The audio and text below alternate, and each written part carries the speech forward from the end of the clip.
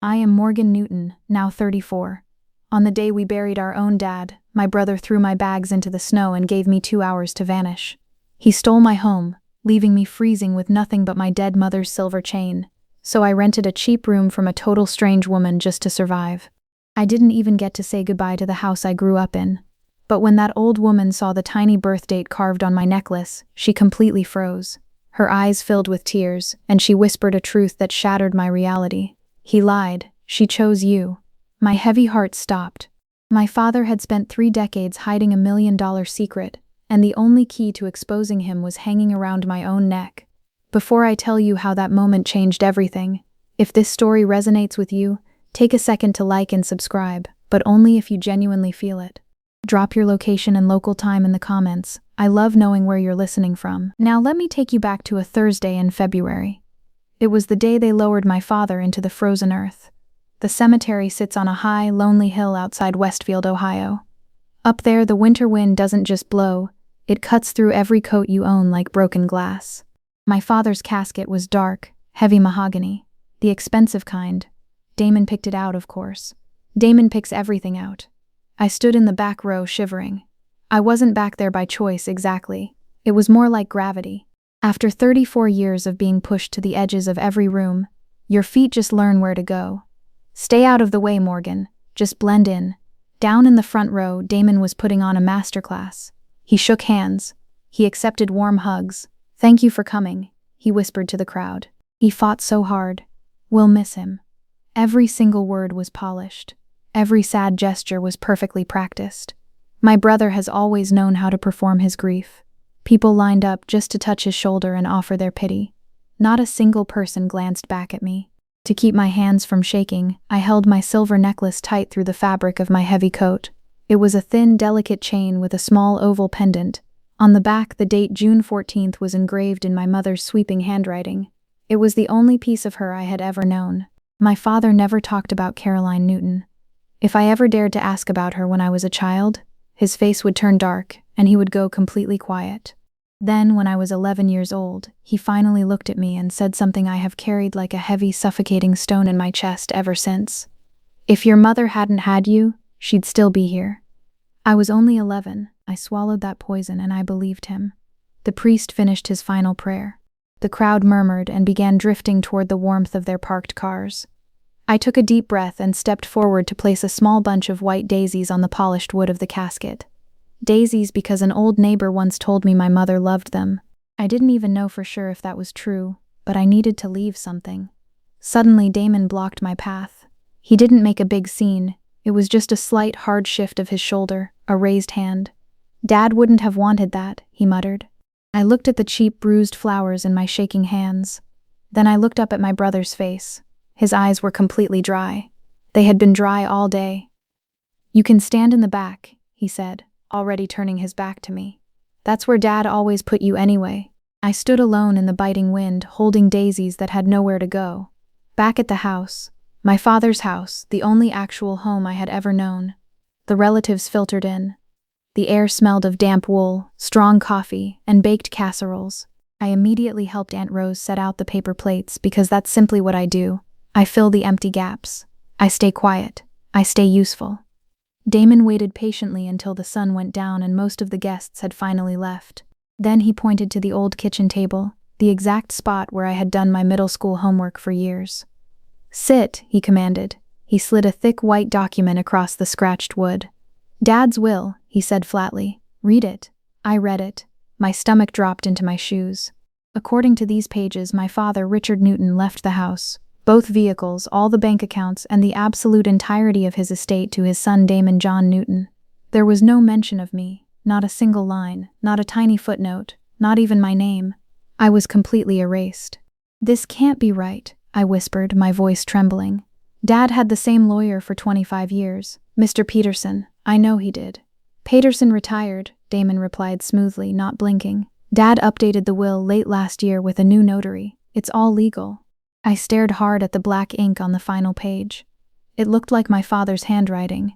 It was close enough, but deep in my gut, something felt terribly off. The way the letters leaned to the side, the uneven pressure of the pen strokes. I couldn't clearly name the mistake, but my instincts screamed at me. Can I at least see the original? I asked. The one Peterson drafted? Damon slowly folded his arms across his chest. This is the original. Dad's choice, Morgan, not mine. I looked desperately around the warm kitchen. I saw the window above the sink where I used to watch the heavy snowfall. I saw the dark scuff mark on the linoleum floor from when I dropped a heavy pan at age 16. Every single inch of this house had my invisible fingerprints on it. And now my own brother was telling me I was a trespasser. I'm not asking for charity, Damon, I pleaded. I'm just asking for what's fair. He didn't answer. He stood up, walked straight to the front door, and yanked it wide open. Outside, the freezing sleet was falling sideways in the dark. I'll give you 2 hours. Pack light, Damon hissed. He pulled out his smartphone, his thumb hovering dangerously over the glowing screen. Don't make me call the sheriff. I've already drafted the police report in my head. Mental instability. A grief-stricken sister refusing to leave, destroying private property. They'll drag you out of here in handcuffs, Morgan. I swear I will make sure you leave in the back of a squad car. He means it, I realized with a sickening jolt. He actually wants to ruin me. I packed my things in the dark. My old bedroom still had the same squeaky twin bed, the same lamp with the crooked shade. I numbly folded my clothes into an old suitcase that barely zipped shut. I grabbed my toothbrush, my laptop, and the framed photo of my mother holding me as a tiny newborn. It was the only picture I had of her. My hands weren't shaking from the winter chill anymore.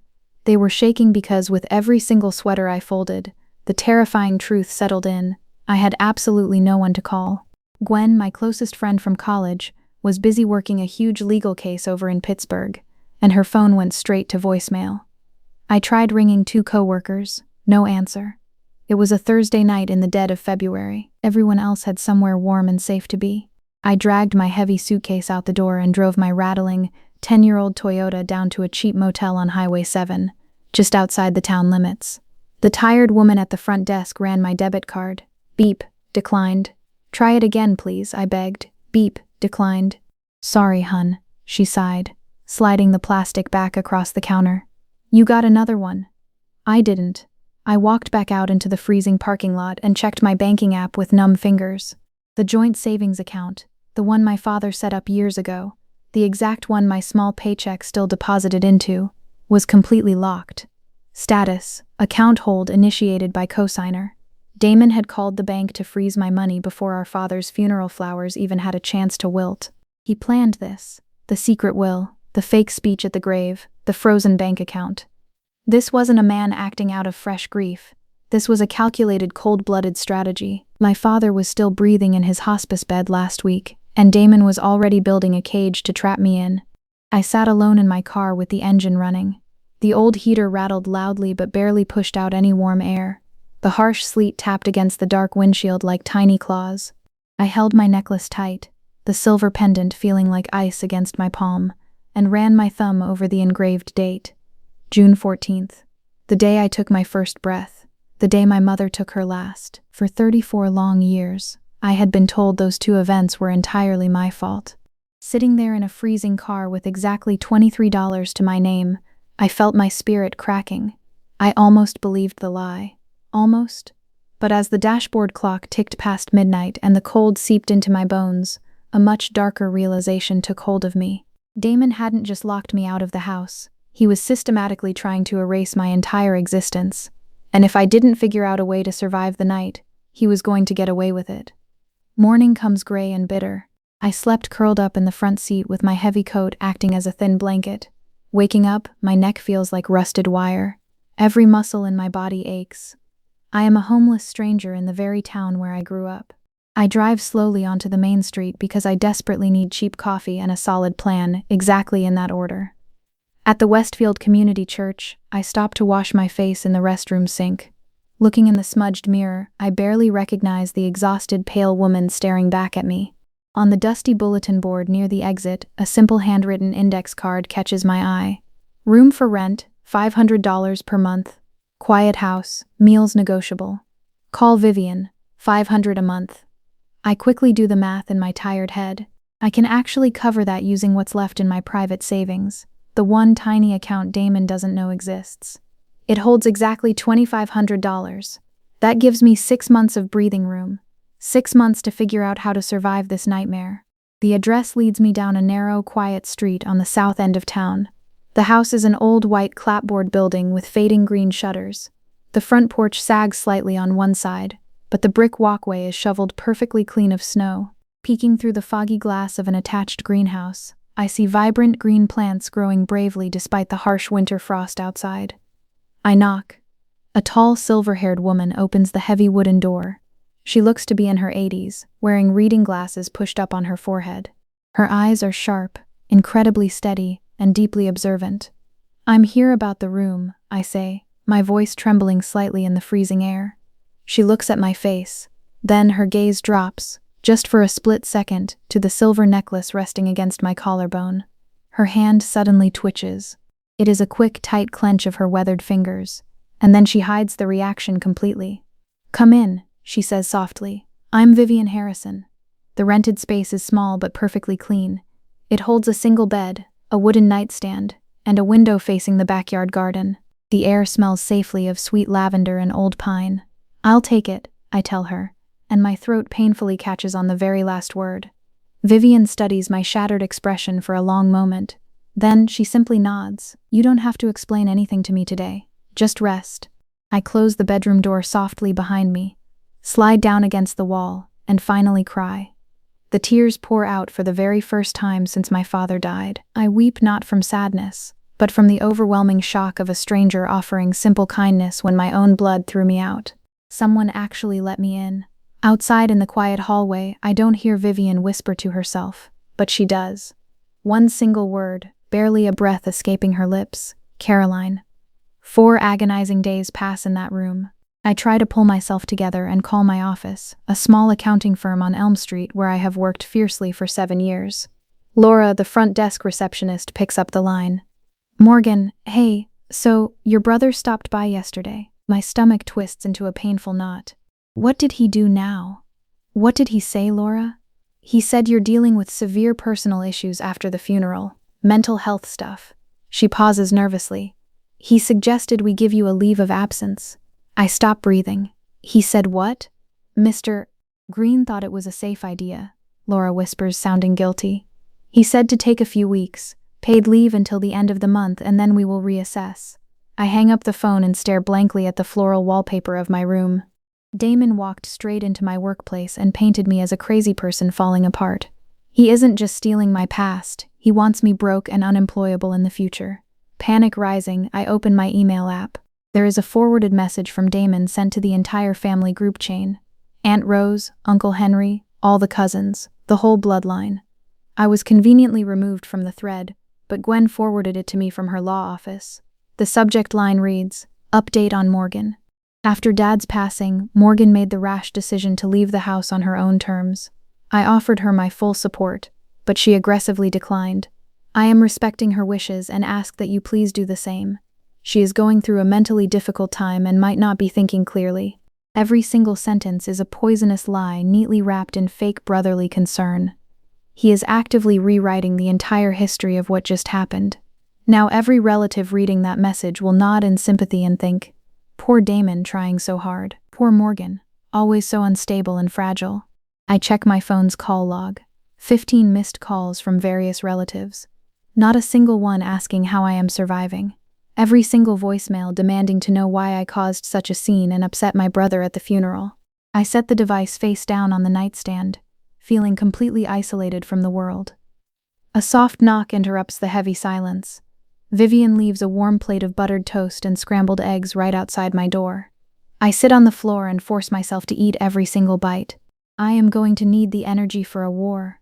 Damon thinks he has successfully locked me out of my own life, but he doesn't realize the quiet old woman who just rented me a room knows the secret name engraved on my necklace, and she is about to hand me the key to a past I never knew existed. The very next morning, my phone vibrates loudly on the wooden nightstand. A text from Damon lights up the cracked screen. "By the way, Mom's jewelry box is mine now too, unless you want to trade that necklace for a month's rent. Might be the smartest deal you'll ever make." I read his cruel words twice. My chest tightens until it physically aches. I slowly close the message and hold the silver pendant in my fist so tight the engraving violently presses deep into my palm. He doesn't care about the silver. He just wants me to have nothing left. This tiny necklace isn't worth actual cash. It is worth everything my dead mother ever gently touched, and he wants to barter for it like cheap scrap metal. 2 nights later, the heavy floorboards creak right outside my bedroom. I sit up instantly, my heart hammering a frantic rhythm against my ribs. The front door hadn't chimed, but I know someone is inside the dark house. Did he actually follow me here? I creep silently into the freezing hallway.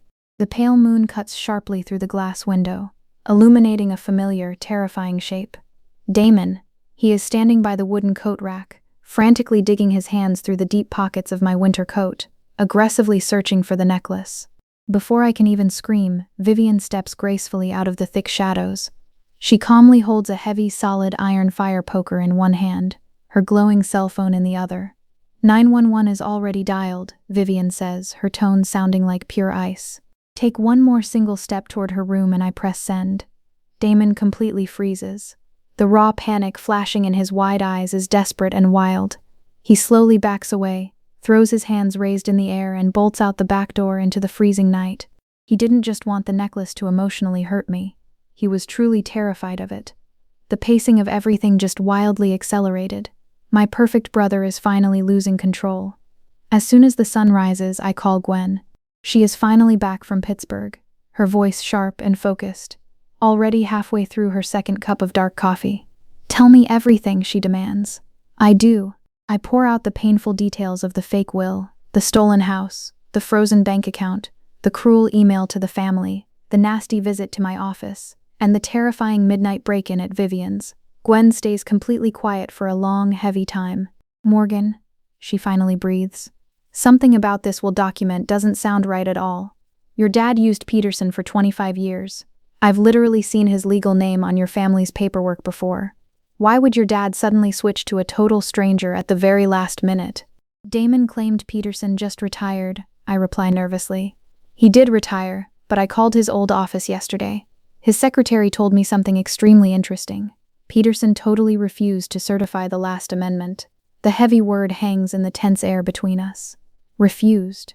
If Peterson didn't certify it, Gwen continues, her tone dropping lower, then who exactly did? Someone else signed off on that legal paper. And I really want to know who. I think about it hard. My brain races to connect the scattered dots. Damon has a shady business partner, a guy named Felix Mitchell. He is a notary public. They run a failing real estate LLC together. Gwen, the notary signature on the new will, could it actually be someone Damon knows personally? That's exactly what I'm going to find out right now, Gwen promises. A short pause. And Morgan? His old lawyer told me something else. Your dad actually had 2 different wills drafted. 2 wills? The silver necklace suddenly feels heavy against my chest. This pendant doesn't have a price tag, and neither do I. Small towns have a fast metabolism. Juicy information moves through Westfield the exact way bad weather moves through a deep valley. Fast, dark, and with absolutely nowhere to hide. I go to the local grocery store on a gloomy Thursday. Right at the cold dairy aisle, I pass Aunt Rose. She sees my face, holds eye contact for exactly 1 painful second, then quickly turns her shopping cart and walks the opposite way. No polite greeting, no brief pause, just the loud squeak of plastic wheels on the shiny linoleum. I am a ghost to my own blood. At the busy checkout line, Martha Barnes, our old nosy neighbor, the same sweet woman who used to bring warm casseroles when I was a sick kid, leans aggressively toward me. I heard you walked right out on your poor brother right after the funeral. What a terrible shame, Morgan. Your father just passed. I open my mouth to speak. Then I firmly close it. Because defending myself in this store would mean playing Damon's twisted game on his rigged field. He already wrote the fake story. Everyone here already read it. I quietly pay for my cheap groceries and walk to my car in total silence. That very evening, my phone rings loudly. It's Damon. Stop calling Peterson's office, he barks instantly. I didn't call Peterson, I reply calmly. Whoever it was, your nosy lawyer, your friend, whoever, make them stop. That new will is final. Peterson's firm wouldn't talk to me, I push back, testing his panic. But his secretary remembered a few important things, Damon. Dead silence on the line. Then his angry voice drops into a dark growl. He worked for me now, the entire estate, the big house, all of it.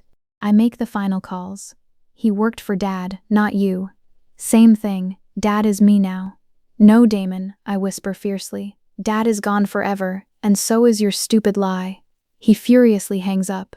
I stand frozen in Vivian's warm kitchen, the silent phone still firmly pressed to my ringing ear, listening to the dead air.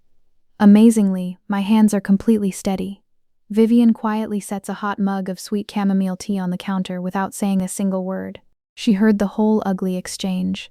She doesn't ask any questions. She just waits patiently, the exact way wise people do when they know a lot more than they are saying. And I'm really starting to think Vivian knows a whole lot more than she's saying. Gwen calls me early Saturday morning. She sounds like she's been wide awake since 5 o'clock. I found something huge. Peterson's old secretary. Her name is Donna. She's been with that law office for 35 years. She clearly remembers your dad's thick file. And she told me something no one was ever supposed to say out loud. What is it? I gasp. Peterson retired simply because he flatly refused to certify the final amendment to your father's will, the exact amendment that gave absolutely everything to Damon. Peterson carefully reviewed it and swore the signature didn't match his legal records. He told your father, or whoever brought the paper in, that he wouldn't dare notarize a fake. So who actually certified it? I demand, my pulse racing. That's the million-dollar question. Donna said someone else came in right after Peterson left the building. A younger man. He brought the amendment pre-signed and begged for a copy to be filed. She didn't handle it directly because Peterson's clueless replacement blindly processed it. Did she get a name? She didn't, Gwen replies, but she vividly described him. Tall, late 30s, drove a shiny black Lexus. Damon drives a black Lexus. I sit hard on the edge of my small bed and think rapidly. If Peterson refused to certify the fake amendment, that means the original will, the honest one Peterson did certify years ago, might say something completely different. Gwen, I whisper, Damon has a business partner, Felix Mitchell. He's a licensed notary public.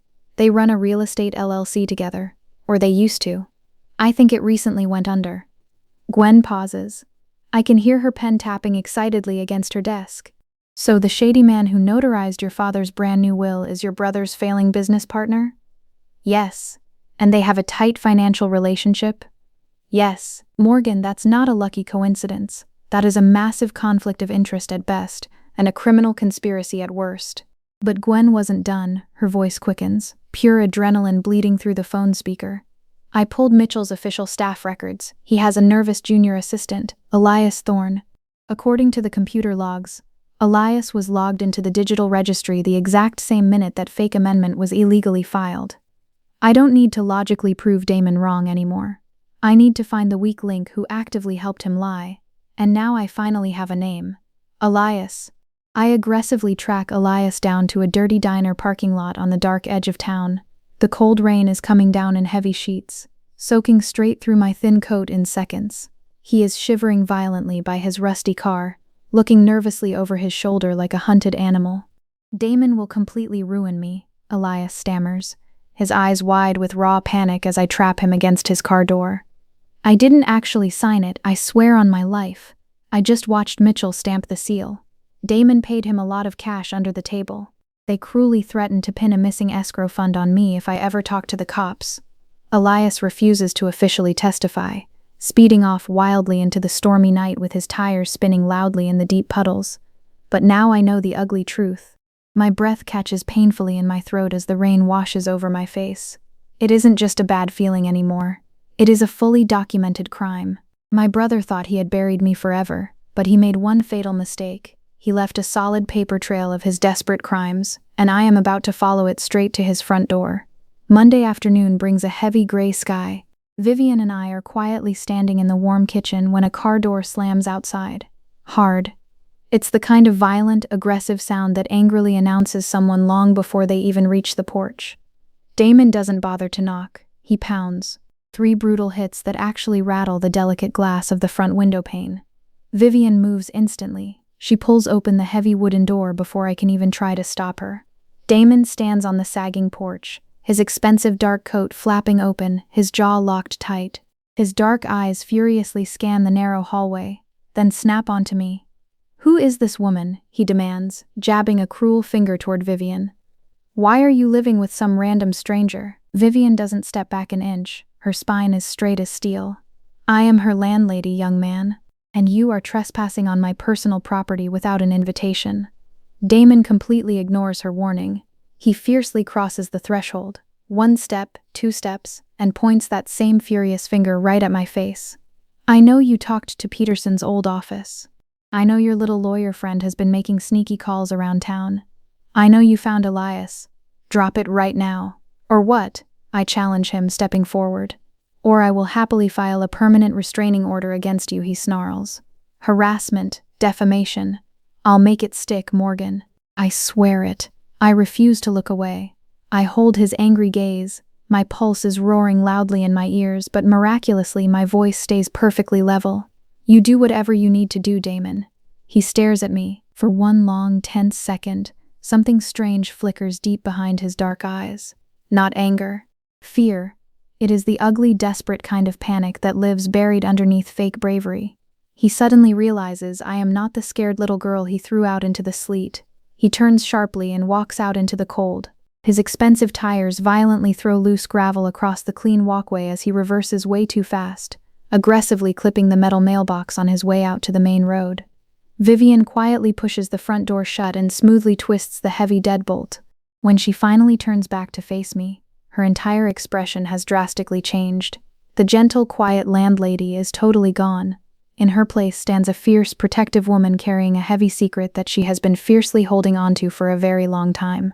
Morgan, she says, her voice incredibly quiet and deeply deliberate. Sit down, I need to tell you the absolute truth about your mother. The old kitchen clock ticks loudly against the wall. Outside, the flying gravel finally settles into the dirt. Everything I ever thought I knew about my miserable life is about to come completely apart. Vivian sits slowly across from me at the scarred kitchen table, carefully placing a worn cardboard shoebox right between us. She opens the lid so gently, the exact way you handle something incredibly sacred that hasn't seen the light of day in decades. Inside the dusty box are photographs, old faded Polaroids, and a few slightly curled snapshots with classic scalloped edges. She gently slides one specific picture across the wooden table. It shows a beautiful young woman with long dark hair, probably in her late 20s. She has deeply tired eyes that still somehow manage to smile with pure joy. She is tenderly holding a tiny newborn baby wrapped securely in a white hospital blanket. And resting perfectly against the mother's pale collarbone is a familiar silver chain with a small oval pendant. My necklace, my mother's exact necklace. The very same piece of silver resting warm against my own skin right now. That is Caroline, Vivian whispers softly. And that sweet little baby is you, just 4 hours old. I try to swallow, but I simply can't speak. That's my mother. She's holding me. She's looking at me with pure love.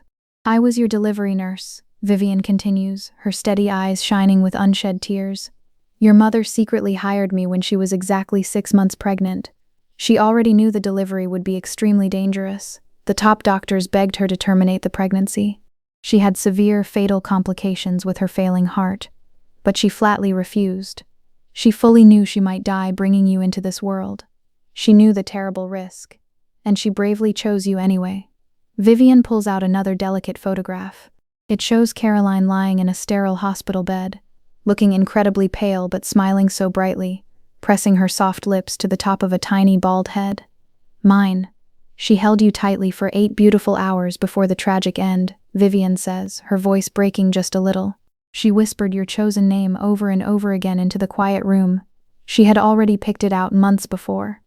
Morgan, do you know what it actually means? It means strong. My throat instantly closes. Hot tears spill rapidly onto my cheeks. For 34 agonizing years, I truly believed I murdered my own mother just by being born. My cruel father repeated that awful lie so many times it simply became a solid, unshakable fact in my mind. If she hadn't had you, she'd still be here. But now this amazing woman is telling me the absolute opposite. My mother didn't resent me. My mother chose me over her own life. June 14th, I whisper through my tears, gently touching the silver pendant. The day you arrived into the light, and the day she sadly left it, Vivian confirms softly. She proudly engraved it herself, just 2 weeks before the risky delivery. Vivian reaches gently across the small table and closes her warm, wrinkled hand firmly over mine. Your brave mother told me something very important right before she died. She said, Richard will try his hardest to erase her. Please, I beg you, don't let him. The warm kitchen completely blurs through my heavy tears, but I refuse to look away from Vivian's face. Vivian stands up and refills our cooling tea before she bravely continues. Her weathered hands are perfectly steady now, acting like the absolute hardest part of the story is finally behind her. Your mother actually came from money, Morgan. Not flashy, loud money, but quiet, old money. Her strict family over in Massachusetts left her a massive trust when her parents sadly passed away. She never told Richard the full amount. She deeply loved him once, but she didn't trust him with her future. I stare at her, quickly wiping my wet cheeks. How much money? When she first set it up, it was just over $900,000, but that was 34 long years ago. With constant interest and proper, safe management, it has grown massively. My mind spins wildly. Set what up? What are you talking about? An irrevocable, legally binding trust fund completely in your name, Vivian reveals. Caroline secretly hired her very own lawyer, a brilliant man named Timothy Anderson. He was completely separate from your father's shady attorney. She did it late during her pregnancy when she realized the scary delivery might actually go wrong. Why didn't anyone ever tell me? I cry out, my voice trembling with a chaotic mix of profound shock and fresh anger. Why the silence? Vivian's jaw tightens with old fury. Because the trust had very strict legal conditions. It could only be fully activated once you proudly turned 28 years old, and you had to personally make contact with either Mr. Anderson or me. But I'm 34, I argue, my mind desperately racing. Why was there a massive 6-year delay? Because your cruel father and Damon actively, viciously blocked him, Vivian spits out. When you happily turned 28, Mr. Anderson sent multiple certified letters to finally activate the trust. Damon illegally forged your personal signature on official return-to-sender forms, falsely claiming you had abruptly moved out of the state, leaving absolutely no forwarding address. They secretly built a massive paper wall to keep you completely blind and poor. They kept me trapped on purpose. They watched me struggle to pay for gas while secretly sitting on my stolen fortune. Your father furiously fired me from the hospital when you were only 10 months old, Vivian explains sadly. He aggressively threatened to sue me for everything I owned if I ever tried to contact you. I was forced to move away. I bravely tried to come back once, 12 years later, but Richard saw me walking in town and viciously told me if I ever spoke a single word to you, he'd have me arrested and thrown in jail for trespassing. And poor Mr. Anderson, he sent legal letters multiple times directly to your father's home address. Richard intercepted every single one of them. The ugly math instantly rearranges itself in my spinning head. My father didn't just casually ignore me, he purposefully built a massive, invisible wall between me and absolutely everything my loving mother left behind. He stole every letter, every supportive person, every single dollar. I came back to Westfield exactly 6 years ago, Vivian says softly, tears shining again. When I first heard the town gossip that Richard was finally sick, I quickly bought this house, put the spare room up for rent, and prayed every single night that you would eventually walk through that front door. She pauses, a beautiful tiny smile touching her lips. God certainly has slow timing, but he definitely showed up. Vivian, I breathe out. Mr. Anderson also has a certified copy of your father's original will, she adds firmly. The one written long before any fake amendments. Caroline absolutely insisted on it. 2 totally different wills. One single, blinding truth, and 34 long years of painful silence that is finally about to violently break. The dark, suffocating cage my father and brother spent decades building around me was finally cracking wide open, and underneath the heavy ruins my dead mother was reaching through time to hand me a loaded weapon. Gwen and I drive 4 hours east toward Akron. The rubber tires hum smoothly on the long highway, finally carrying me away from the only miserable town I've ever known. My mother planned for me. I am not a mistake. We eventually pull up to a neat brick colonial house with a bright flag fluttering out front. Timothy Anderson answers the heavy wooden door himself. He is 81, incredibly sharp-eyed, wearing a cozy knitted cardigan and sliding delicate reading glasses down his nose. I've been waiting for this exact visit for a very long time, he says gently. His warm home office smells safely of lemon polish and ancient, important paper. He slowly opens a heavy fireproof safe hidden securely behind his oak desk and pulls out a thick manila envelope, heavily sealed with red wax. This is a certified copy of your father's original will, drafted back in 1994. I personally witnessed the signing. Gwen carefully opens it, quickly scans the dense pages, and looks up at me with wide eyes. 50-50, she breathes out. The family house, all the liquid assets, legally split equally between Damon John Newton and Morgan Caroline Newton. I stare down at the crisp black signature. It is my father's true handwriting, confident, slightly slanted to the right side. I've seen it on countless birthday cards. This is real. I always belonged there. Now compare it to the shady amendment Damon filed last month, Gwen says sharply, pulling her county copy from her leather briefcase. Anderson holds both documents directly under his bright desk lamp. He doesn't need very long to spot the ugly lie. The natural slant is entirely wrong, the old lawyer points out. The tail on the D in Richard is noticeably shortened. And the date, look closely right here. The ink saturation is highly inconsistent. This new amendment was definitely not signed by the same hand. Gwen turns to face me, pure adrenaline vibrating in her voice. Morgan, this is more than enough evidence to request a formal forensic document examination. If that fake amendment was forged, Damon just committed a serious felony. Anderson folds his wrinkled hands tightly together. I sternly warned Caroline this tragic mess might happen. That's exactly why she smartly set up your trust completely independent of your father. She boldly told me, if I can't protect my little girl in person, I will absolutely protect her on paper. I swallow hard, asking the heavy question I've been holding back all morning. What else was in that original will that Dad desperately didn't want me to have? The family house, a full 50% stake, and your mother's entire, priceless jewelry collection. Gwen fiercely packs both papers away safely. He's not just stealing your rightful inheritance, Morgan. He completely mortgaged the house, the whole property, to desperately cover his massive hidden debts. If the original will is legally restored, he simply can't hide that huge financial crime anymore. I don't want petty revenge. I just want what my dying mother fiercely fought to protect. 2 quiet weeks later, Damon arrogantly decides to host a fancy dinner. I find out through Aunt Rose's bubbly Facebook post. A bright photo showing the grand dining room table perfectly set for 12 people. Her caption reads, "Family gathering to honor Richard's memory. So incredibly grateful for Damon stepping up." I wasn't invited, of course. Vivian sees me staring blankly at the glowing screen. She quietly sets down her hot coffee mug. "Don't go over there," she advises softly. "He only wants a captive audience to feed his ego, not an honest conversation." "I know," I reply, "but I am completely done being invisible."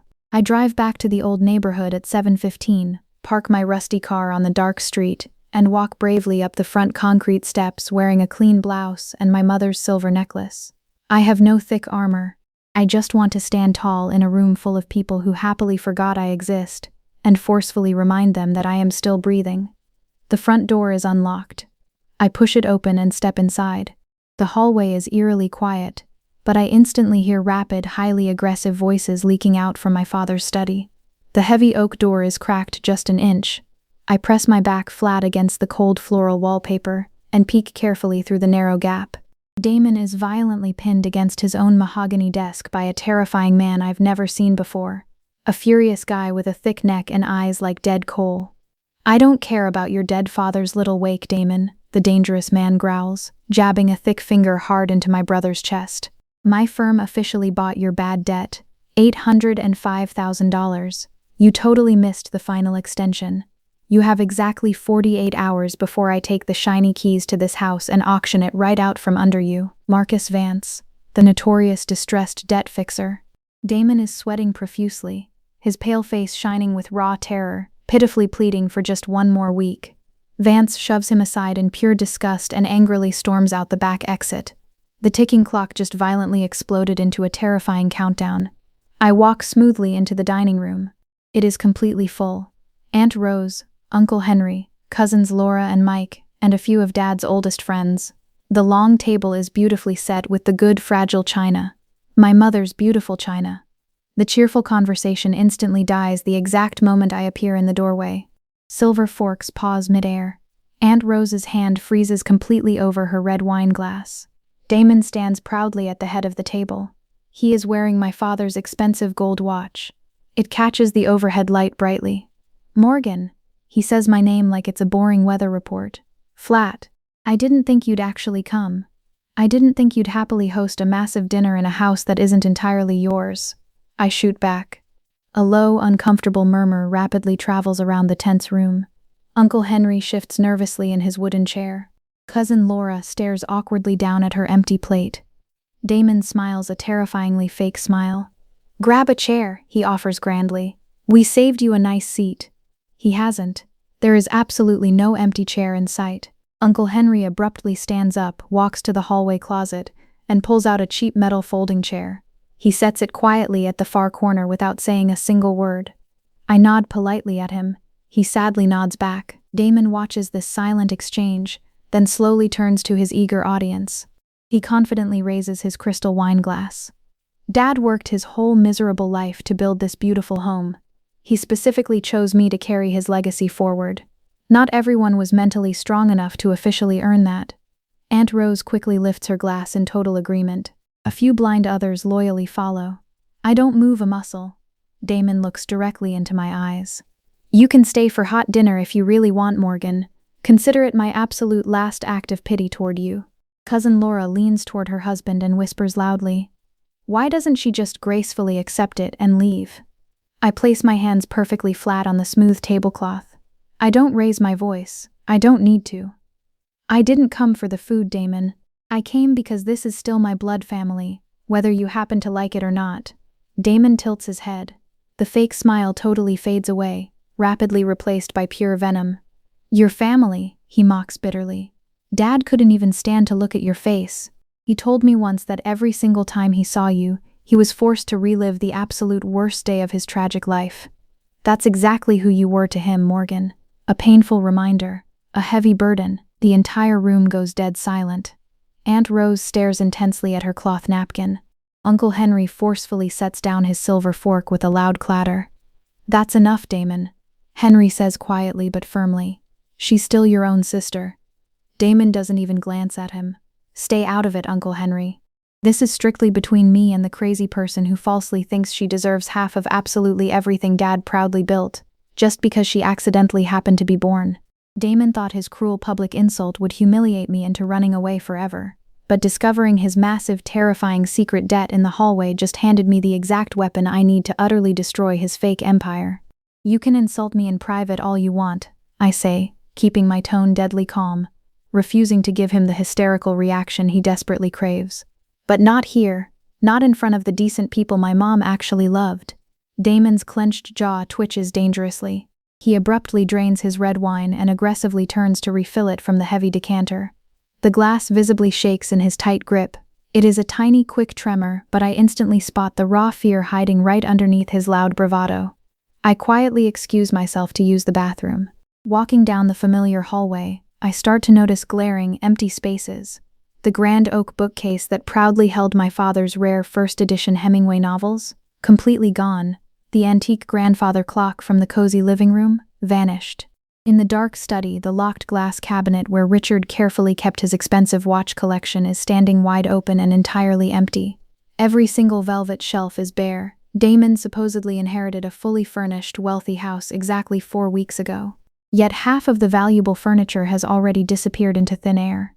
He is secretly selling off our family history just to save his own skin. I step smoothly into the dim kitchen to get a glass of cold water. That's exactly when I hear Damon's frantic voice. It is low, incredibly tense, and echoing softly from the attached laundry room. He is pacing rapidly back and forth on his cell phone. I said I'll make the full payment by Friday, he hisses into the receiver. Just give me 2 more days, please. He suddenly spins around and sees me standing perfectly still in the doorway. His pale face drastically shifts from sheer panic to pure rage. He quickly presses the phone hard against his chest, muffling the speaker. Get out of the kitchen, he spits. I'm just getting some water, I reply smoothly. Get it and go. I fill a tall glass very slowly, moving with deliberate, maddening calm. He watches me the entire time, his jaw clamped tightly shut like a steel trap. Even muffled against his expensive shirt, I can clearly hear the tiny angry voice yelling on the other end of his call. It is impatient, highly demanding, a ruthless creditor who definitely isn't asking nicely anymore. I confidently take my water and walk back to the tense dining room. Nobody dares to mention my brief absence. The dinner conversation has awkwardly stalled into boring small talk about the local weather and church schedules. On my drive out of the neighborhood, I purposefully cruise past the old strip mall on Highway 7.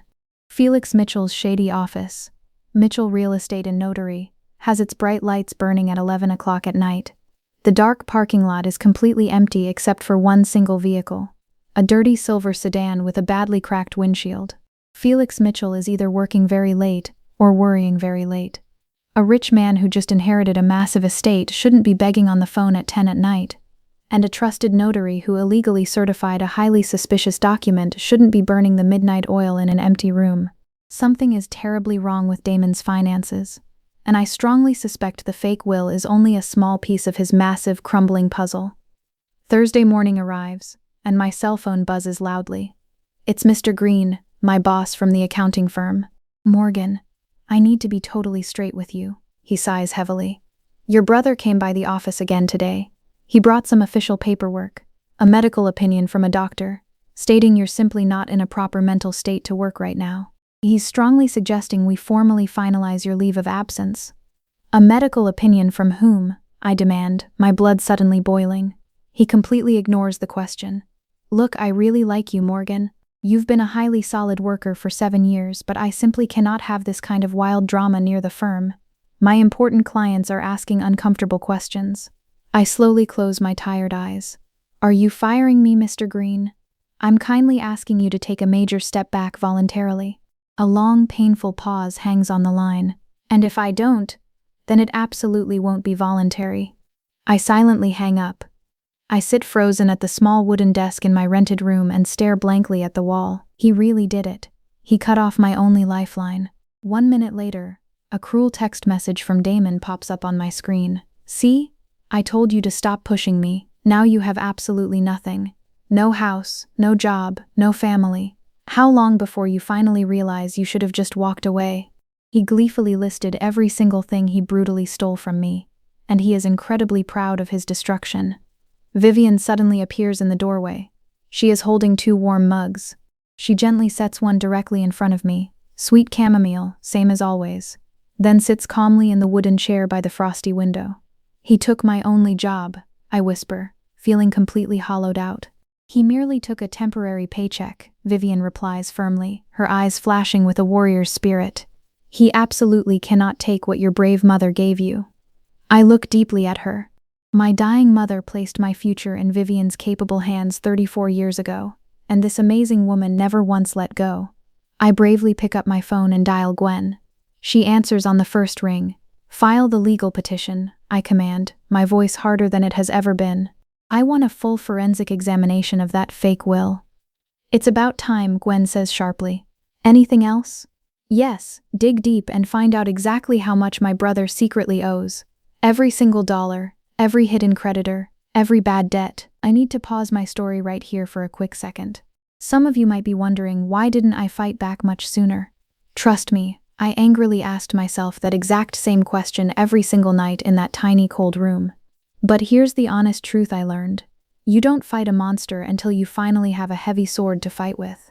If you've ever had a toxic person steal everything from you and then boldly tell the whole world it was your own fault, type "I know" in the comments and stay with me. Because what Damon absolutely doesn't know yet is that my mother's hidden vault is about to officially open, and the ancient secret waiting inside is going to financially bury him alive. The following Thursday, Gwen drives me to Premier Legacy Trust in downtown Akron. The building is a fortress of glass and cold marble.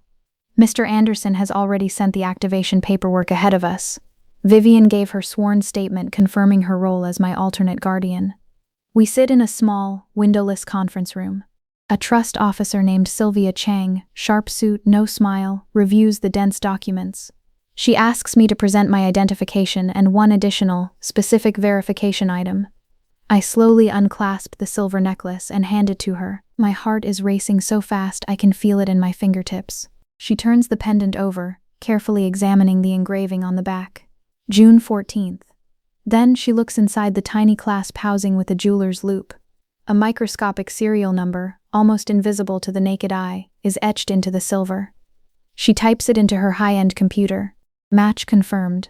The serial number corresponds exactly to the trust identification code filed in 1991, she says, her voice finally softening. My mother engraved more than just a date into this necklace, Morgan. She engraved a key. Sylvia prints out the official account summary and slides the crisp paper across the table. I read the long number at the bottom of the page 3 times, my vision blurring. $1,254,630.45. The original $900,000 principal. 34 long years of compound interest, safely managed by a firm my mother handpicked before I was even born. I sign the transfer documents. My hand does not shake, not even a little. But the funds aren't just digital, Sylvia adds, standing up and breaking the heavy tension in the room. Follow me. She leads us down a sterile, echoing corridor and deep into the bank's subterranean vault. The air down here is freezing and smells like old copper and ancient secrets. She stops at box 412. She slides a master key into one lock, and I slide the edge of my necklace pendant, which has a tiny micro-groove key hidden in its side, into the other. We turn them together. A heavy metallic click echoes loudly in the silent vault. Inside the steel box isn't just paperwork. There is a stack of solid gold bullion, a leather-bound diary chronicling my father's early abuse, and a single fragile envelope. There's one more item in the trust file, Sylvia says quietly. She opens a second sealed envelope, yellowed and delicate, and places it gently in front of me. A personal letter included at the time of establishment, never before opened. I stare at the handwriting on the front. For Morgan, when she's ready. I don't open it there, not in front of strangers, not yet. Gwen and I walk back to the car in a stunned, heavy silence. She starts the engine but doesn't pull away. I hold the letter against my chest and close my eyes. My mother, who died 34 years ago, just reached through the grave and handed me a literal lifeline.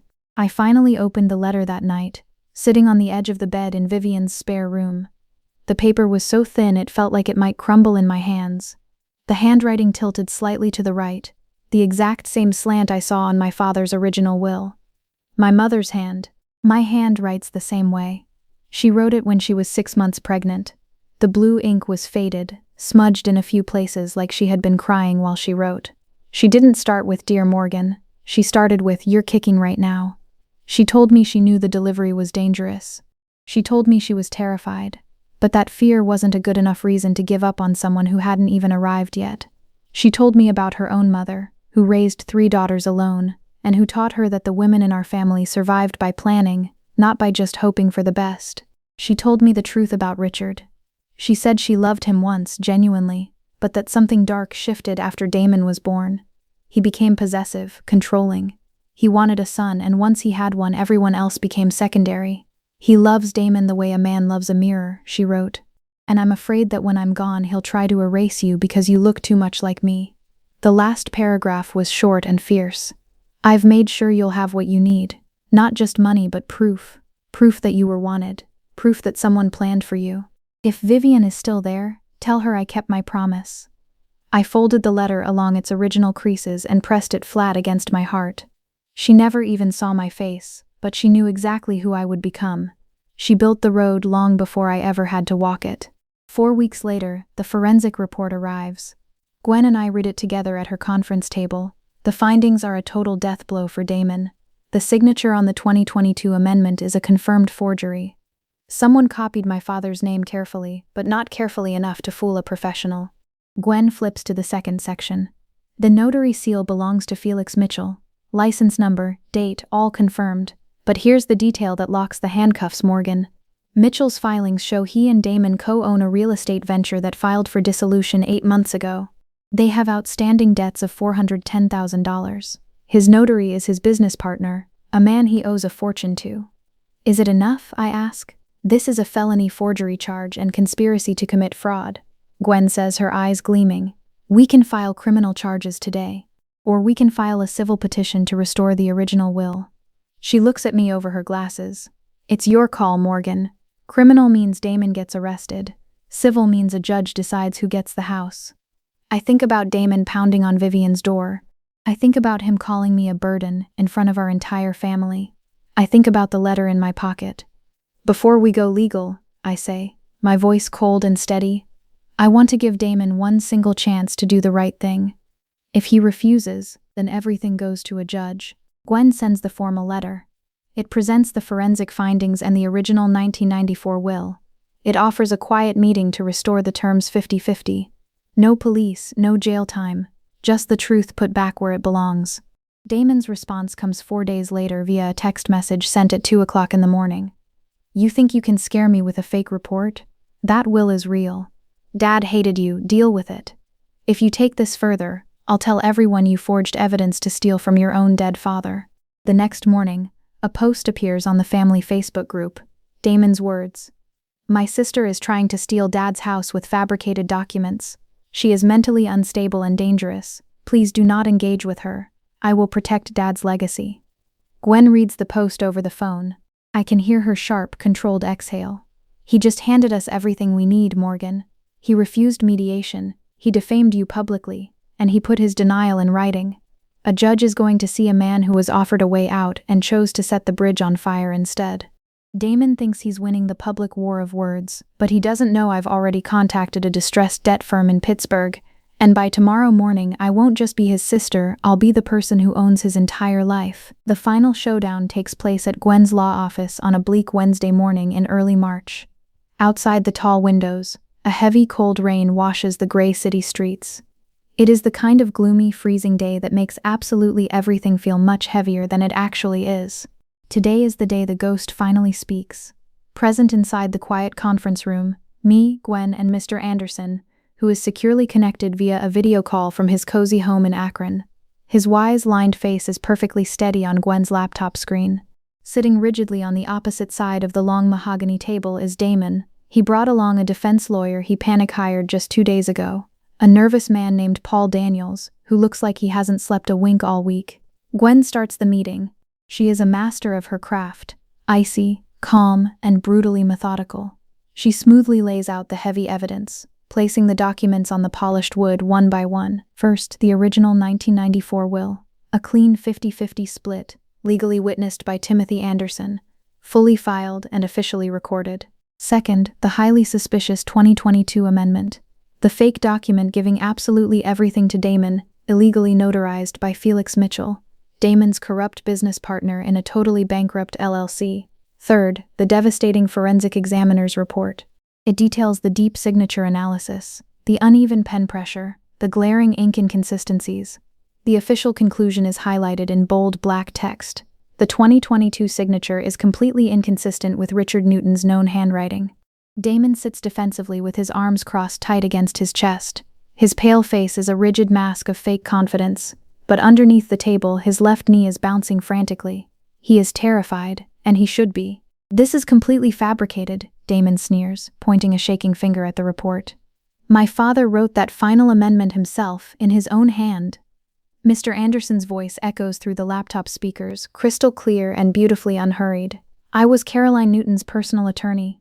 I personally witnessed Richard sign the original will back in 1994. I also maintained a verified legal signature file for both Richard and Caroline. That new amendment signature absolutely does not match my official records. The original will, however, is entirely authentic.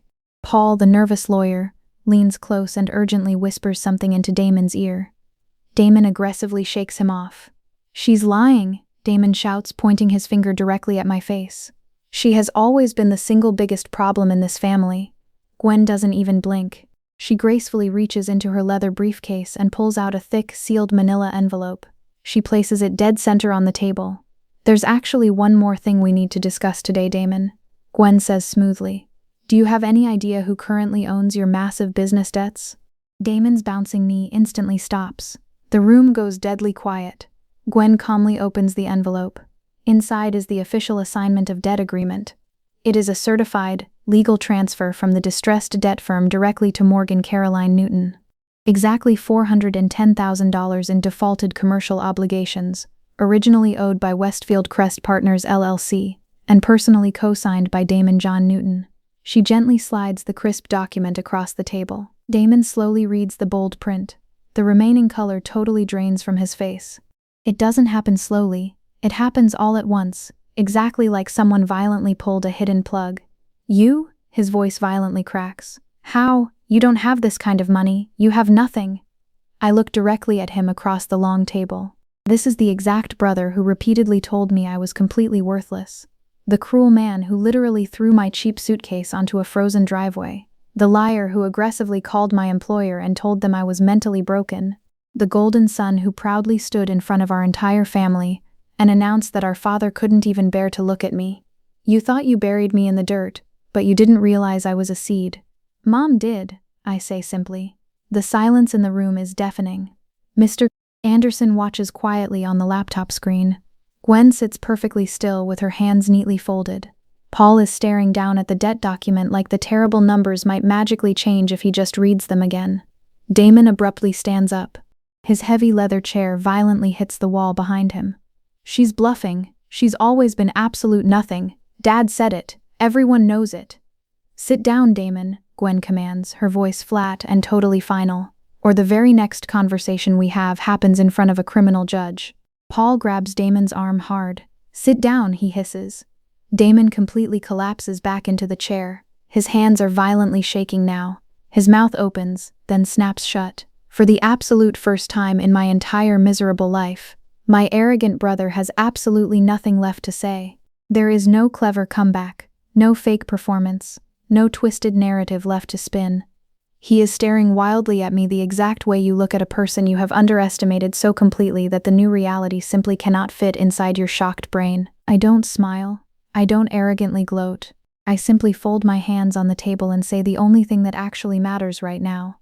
I'm not here to completely destroy you, Damon. I'm here simply because you stubbornly refused to do the right thing when I asked you nicely. Gwen adjusts her glasses and clearly reads the final terms. 3 conditions, entirely non-negotiable. 1. Damon immediately signs a sworn legal statement acknowledging the 2022 amendment is totally fraudulent. The original 1994 will is instantly restored, 50-50. 2. Damon sends a formal, written retraction to every single family member he previously contacted, including the massive Facebook group, correcting the false narrative about Morgan. No clever spin, no softening the blow. Just the raw truth. 3. Morgan will graciously restructure the $410,000 debt at a highly reduced interest rate and give Damon exactly 6 years to fully repay it. Manageable monthly payments, a safe path forward. Honestly, it is much more mercy than he ever earned. Gwen pauses, letting the heavy words sink in. If you refuse today, we instantly file criminal charges for felony forgery, refer your corrupt notary friend to the state licensing board, and aggressively pursue full debt collection on the original, expired schedule. You will lose the house, the LLC remnants, and highly likely your freedom. Paul quickly reads the terms twice, his eyes wide in panic. He firmly pulls Damon out into the hallway. I hear muffled, frantic murmuring through the thick door. Paul's voice is low and highly urgent. Damon's tone is sharp and painfully cracking. 10 minutes later, they slowly walk back in. Damon's eyes are bright red, not from crying, but from the immense physical effort of holding his massive rage inside. He slowly picks up the black pen and signs the formal acknowledgement. His hand violently trembles on every single stroke.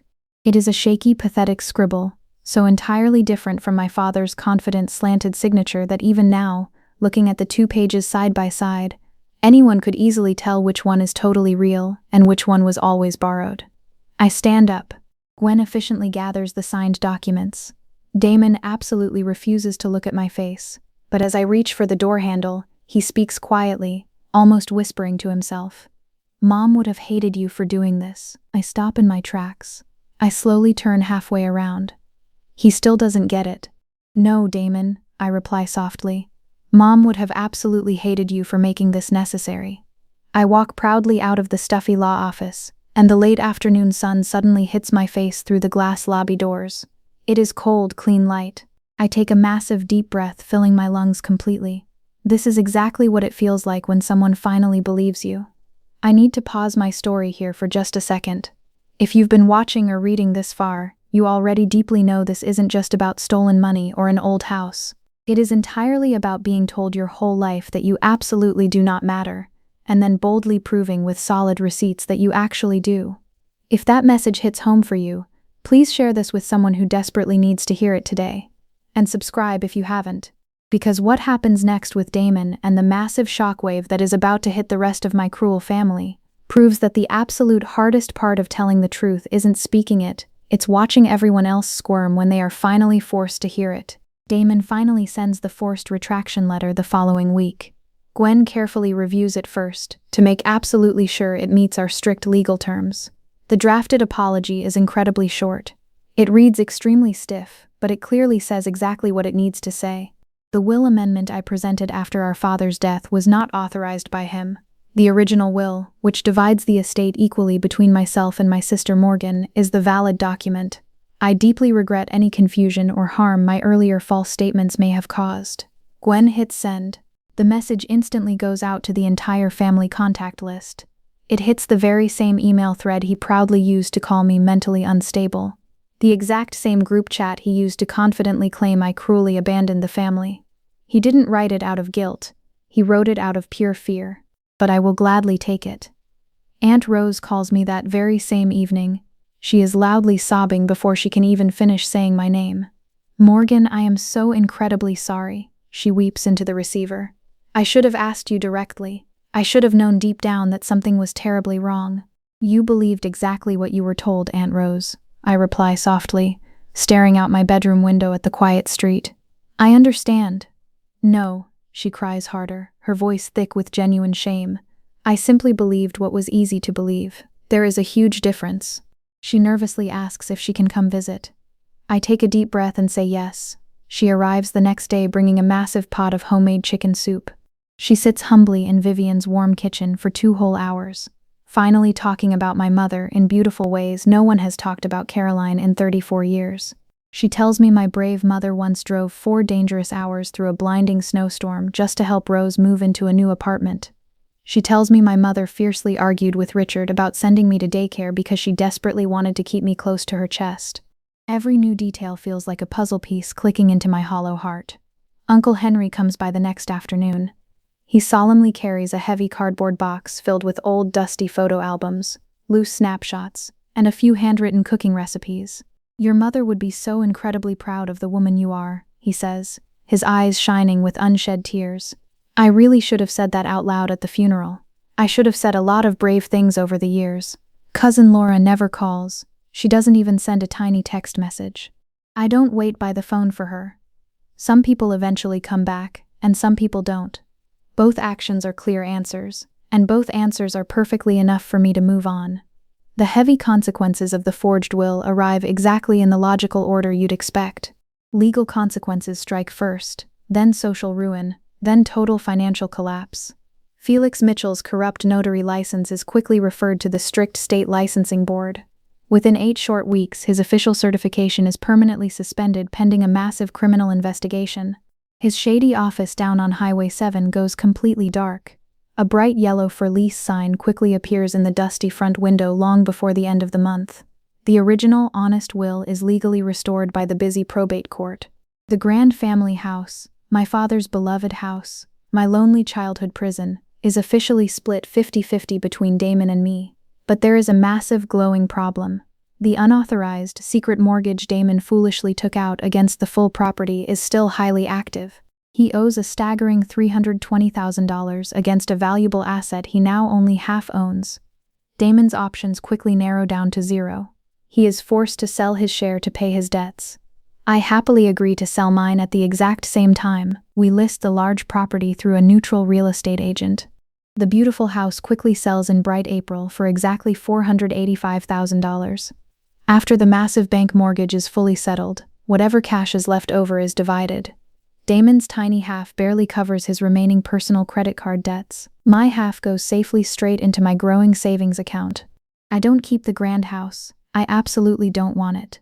That heavy brick building held 34 years of suffocating silence, and I've already had enough painful silence to last 10 lifetimes. Completely broke, Damon quietly moves away to a cheap rental apartment over in Toledo. He has no rich business partners, no fancy LLC, and no corrupt notary friend left to happily cover for his lies. His golden boy reputation in Westfield is completely finished, not because I cruelly destroyed it, but simply because the blinding truth did. The townspeople clearly remember his nasty Facebook post. They clearly read the humiliating retraction. They easily do the basic math themselves. Gwen files a formal legal report with the powerful district attorney regarding the forged signature amendment. Under our private settlement terms, I don't actively pursue criminal prosecution, but the heavy report remains permanently on file. If Damon ever tries an evil stunt like this again with anyone else, there is a solid criminal record waiting to lock him up. I didn't need him violently punished. I just desperately needed him to stop pretending he was an innocent victim.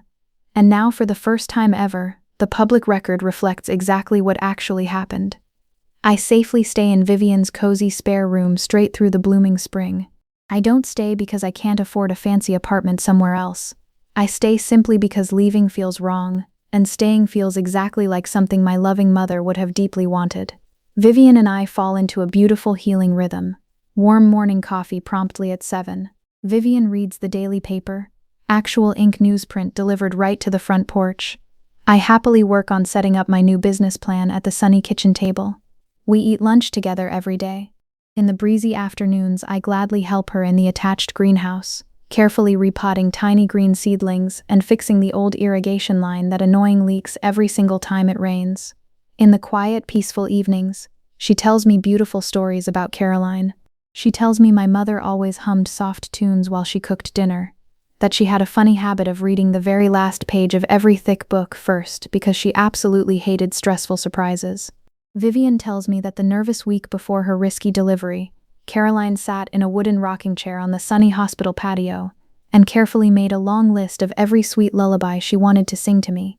She ranked them all by gentle tempo because she believed slow songs would help a tiny baby sleep much better. She was highly organized about her love, Vivian says softly, sipping her tea. The exact way some smart people are organized about their business. Everything was perfectly planned. Everything. Using my new funds, I happily hire a local contractor to totally replace Vivian's sagging front porch. They install strong new railings, sturdy wooden steps, and brush on a thick, bright coat of fresh white paint. I personally fix the green window shutters that have been hanging crookedly since long before I moved in. I carefully patch the delicate greenhouse glass where the harsh winter wind had cracked it. I am fixing the safe home of the woman who saved my life. Vivian officially signs the heavy legal paperwork transferring full trust management directly to me. Her long protective role as my alternate guardian is formally closed. "You don't need a fierce guardian anymore, sweetheart," she says that night, her eyes glowing with pure pride. While going through the dusty photo albums Uncle Henry brought, I suddenly find a hidden snapshot safely tucked behind an old Christmas card. It shows Caroline and Vivian standing happily together in a bright summer garden. Caroline is heavily pregnant, throwing her head back laughing, with one protective hand resting on her round belly. I flip the picture over. Written on the back, in my mother's sweeping handwriting, are 3 words: "My girls," both of them. I gently press the glossy photo flat against my chest and hold it there until the cold edge turns completely warm. I was always part of a family. I just had to find them. 5 quiet months later, my cell phone rings loudly on a lazy Saturday afternoon. The caller ID flashes a name I haven't seen in half a year: Damon Newton. I stare at the glowing screen. I almost don't answer it, but I finally swipe the green button. "I'm not calling to fight," he says instantly. His voice sounds drastically different. It is much lower, deeply tired in a heavy way that isn't just about missing sleep. I wait in silence. "I wanted you to know something," he breathes out. "Dad told me a terrible secret when I was only 11 years old. He sat me down on the back porch and looked me dead in the eye. He said, 'If Mom hadn't gotten pregnant with your sister, she'd still be alive today.'" Damon's voice physically cracks. He said it so casually, Morgan, like he was giving me a simple fact, like telling a kid the sky is blue, and I completely believed him my entire life. I press the smooth phone much harder against my ear. The sunny kitchen is completely quiet. Vivian is outside working in the garden. "He cruelly told me the exact same thing, Damon," I whisper softly. A long, heavy pause stretches across the phone line. I can hear his shaky breathing. "I know that now," Damon says, his voice thick with regret. Another painful pause. "I'm so sorry, Morgan. Not just because the nervous lawyer told me to apologize. Because I truly am. Because I spent 34 long years violently blaming an innocent baby for a terrible tragedy a grown man couldn't handle." I sit quietly with his heavy words. The apology absolutely doesn't erase anything. It doesn't magically undo the freezing driveway, or the nasty email to Aunt Rose, or the vicious visit to my boss. It certainly doesn't fill the huge void of 34 years of silence, or magically give me back the happy birthdays my bitter father totally refused to acknowledge.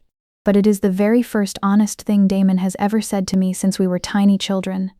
And raw honesty, even when it arrives decades late, costs a person something deep. I can clearly hear exactly what this confession cost his pride. "Thank you," I finally say, my tone gentle but incredibly firm. "But I need you to clearly understand something. Saying sorry doesn't magically undo 34 years of pain. I'm not permanently closing the door on you, Damon, but I'm definitely not opening it wide either." "I know," he replies softly. "Good." We sit together in the peaceful quiet for another few seconds, just two broken siblings breathing on opposite ends of the line. Then he gently hangs up.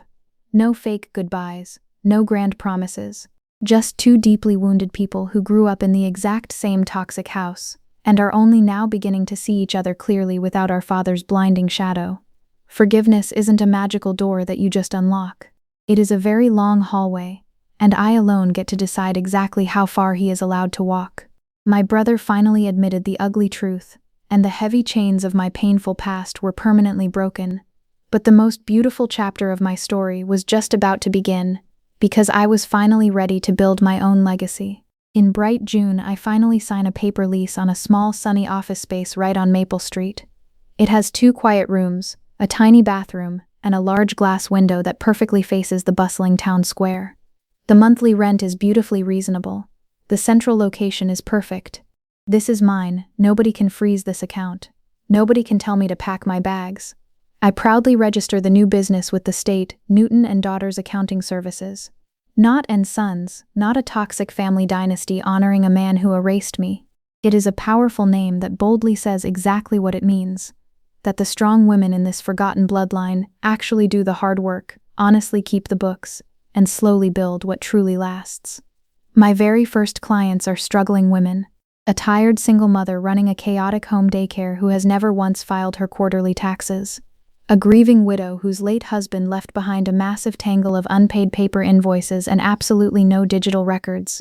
A brave young woman starting a small landscaping business who desperately needs help setting up her first payroll. I don't charge them the expensive going rate. I simply charge what these women can comfortably pay. And for the desperate ones who can't afford a dime, we easily work out a fair plan.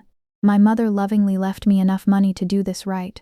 Not just financially, but philosophically. She carefully planned for my entire future. Now I gladly plan for others.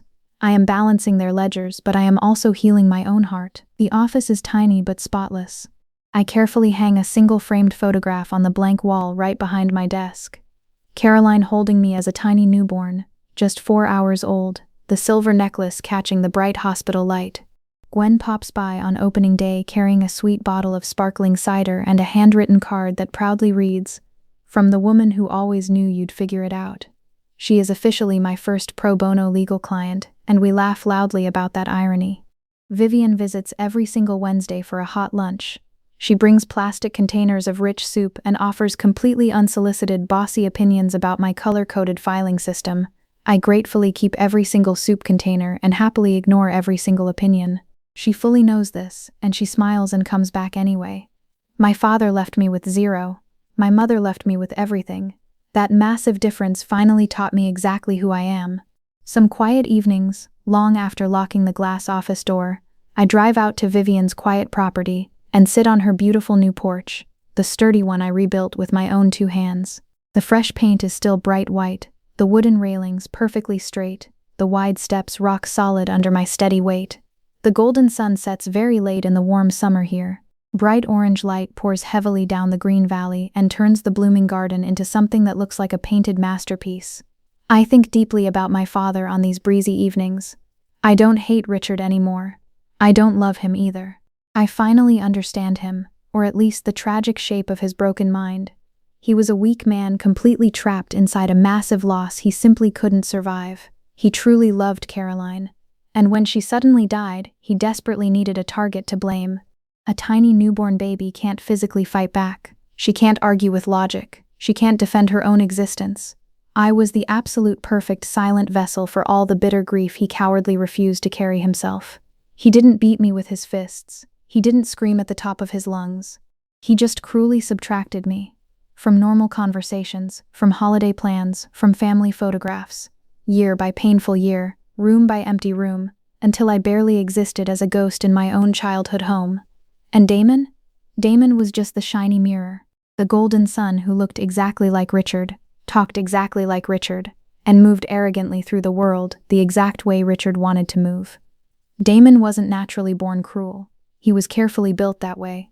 He was trained like a loyal soldier to truly believe that some lucky people deserve the world and others simply don't. It was the exact same toxic lie passed down from a bitter father to an eager son, like a dark inheritance nobody ever asked for. But deep understanding doesn't ever mean blind acceptance. I can easily hold both heavy truths in my mind at the exact same time: that Damon was tragically shaped by a broken, grieving man, and that Damon still actively chose to forge a legal signature, steal a family house, and throw his only sister out into the freezing sleet. Context never cancels out personal accountability. I lean back in the wooden porch chair and listen to the hidden crickets start their evening shift. Vivian's warm kitchen light flickers on behind me. I hear the cheerful clatter of metal pans. Dinner soon. Understanding why a snake bites doesn't mean you owe it your bare hand. It just means you know exactly why you had to finally walk away. I want to say something very directly to you right now. Not as a fictional character in a sad story, but as a real person who actually lived through this nightmare and bravely came out the other side. If you are currently trapped in a toxic family that constantly tells you that you are not quite enough, that your human value is totally conditional, that their so-called love comes with a cruel ranking system, I desperately want you to hear this truth. The broken people who try to decide your worth are almost never the people who actually know it. My father wrongly decided I was a tragic burden the very day I was born. My brother wrongly decided I was totally disposable the very day our father died. Both of those men were entirely wrong, and both of them had the unearned authority to make me deeply believe their lies, simply because they were my blood family. Society teaches us that family always knows us best. They absolutely don't. Sometimes blood family knows us the least, because they only choose to see the convenient version of us they desperately need us to be.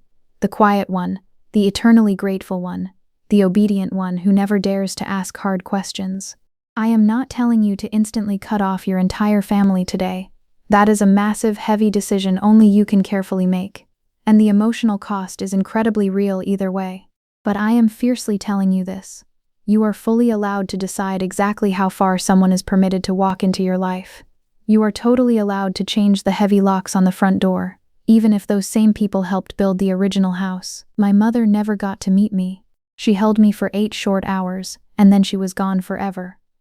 But in those beautiful 8 hours, and in the scary, uncertain months right before, when she was bravely writing secret letters, signing legal documents, and building a massive financial wall of protection around a daughter she knew she'd never see grow up, she did something my father couldn't manage to do in 34 years. She fully believed in me long before I ever gave her a single reason to. And if no one in this huge world has ever done that beautiful thing for you, if no one has ever carefully planned for your safe future just because you simply existed, then please let this story be your fresh start. You are incredibly worth planning for. You always were. I wear her silver necklace every single day, not as a sad keepsake, not as a heavy memorial. I wear it as a constant shining reminder that someone truly loved me long before the cruel world ever had a chance to weigh in. The warm pendant rests perfectly against my collarbone. It is warm in the summer heat, cool in the winter frost, but it is always safely there. The deep engraving has worn slightly smooth from years of my anxious thumb running across the old date, but I can still clearly feel the numbers if I press hard enough. June 14th, the day I bravely arrived. The day she peacefully left. 2 massive events that used to feel exactly like a dark curse. Now they finally feel exactly like a beautiful promise kept. Vivian calls out cheerfully from the bright kitchen. "Morgan, dinner's ready, sweetheart. I made the good pot roast." I look up slowly from my organized desk. The quiet office is perfectly peaceful. The very last client left over an hour ago. My open laptop shows next month's busy tax calendar. Resting right on the wooden desk, safely beside the keyboard, sits the old letter. Faded blue ink on paper so incredibly thin you can almost see straight through it. You're kicking right now, it softly begins. Coming, I call back with a real smile. I gently close the laptop and switch off the brass desk lamp. The framed photograph on the wall, my brave mother holding me, just 4 hours old, catches the very last golden ray of daylight. I securely lock the glass front door and walk happily down the brick sidewalk toward Vivian's glowing house. The porch light is burning bright. The glass windows glow with incredible warmth, and something that smells exactly like fresh rosemary and true home drifts softly through the screen door. Behind me in the dark, the painted office sign proudly reads Newton and Daughters. Ahead of me in the light, a wonderful woman who faithfully kept her promise for 34 years is setting a warm table for two. My name is Morgan Newton. I am 34 years old. And for the absolute first time in my entire life, I know exactly whose proud daughter I really am. Thank you for staying with me through this entire heavy journey. If it made your heart feel something real, if it reminded you that your true worth is absolutely never decided by the bitter people who hurt you, then please share this with someone who desperately needs to hear it today. And if you want more empowering stories exactly like this one, check the description below. There's another video waiting just for you. But before you go, I have one last question. What would you have honestly done if you were standing in my shoes? Tell me in the comments below. I promise I read every single one.